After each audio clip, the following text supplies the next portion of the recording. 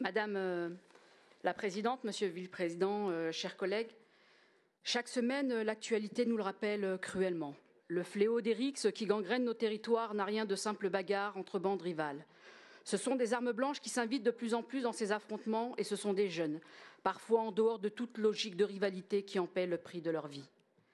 Malheureusement, depuis que je travaille sur le sujet des rixes, depuis que je vous interpelle sur le sujet, je n'ai pas souvenir d'avoir commencé une intervention sans mentionner ou penser à un fait d'actualité dramatique, qui rappelle à quel point ce combat est essentiel pour protéger la jeunesse francilienne.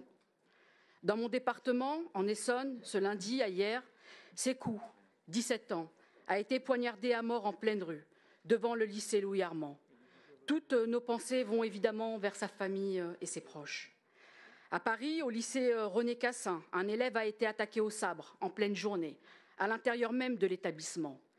Au lycée Rosa Parks à Montgeron, idem, et je pourrais encore donner de nombreux exemples. Fin avril sera à nouveau ouvert l'appel à projet pour la lutte contre les rixes et nous nous en réjouissons. Nous nous permettons de rappeler ici que nous avons proposé, lors de la dernière commission permanente, d'améliorer le processus de sélection des projets par la mise en place d'un comité de sélection transpartisan.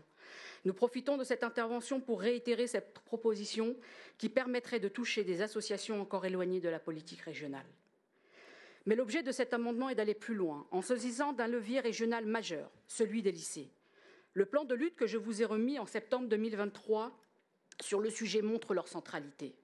La centralité des abords des lycées sont le lieu de nombreuses rixes dont nous pouvons être témoins en Île-de-France. Nos lycées accueillent les jeunes, premières victimes de ces phénomènes de violence.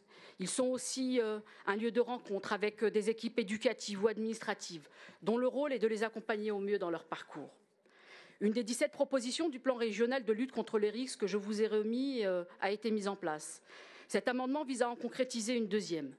Il reprend et complète en ce sens la proposition numéro 2 en proposant l'élaboration d'un plan de lutte adapté au niveau des lycées, notamment ceux confrontés aux tensions, en lien avec les préfectures, la PJJ, le rectorat, les chefs d'établissement, les équipes éducatives, les représentants d'élèves et de parents d'élèves, ainsi que les associations pour assurer leur coordination essentielle de l'ensemble des parties prenantes. Vous m'avez compris, la mobilisation de toutes et de tous.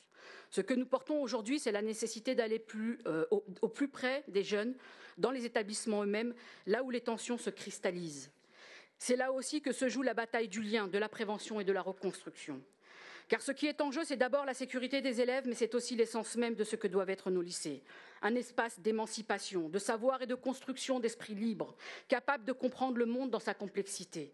Soyons lucides, nos lycées ne sont pas des bulles isolées. Ils portent en eux les fractures et les tensions de nos territoires. Et c'est précisément en les affrontant que l'école forme les citoyens qui, demain, sauront tenir debout face aux défis de la société. Parce que notre responsabilité politique, c'est de faire de l'école un lieu où l'on forge des esprits et non des armes, un lieu où l'on aiguise les pensées et non les lames. Je vous appelle donc à retenir cet amendement, Madame la Présidente. Très bien. Monsieur le Vice-président.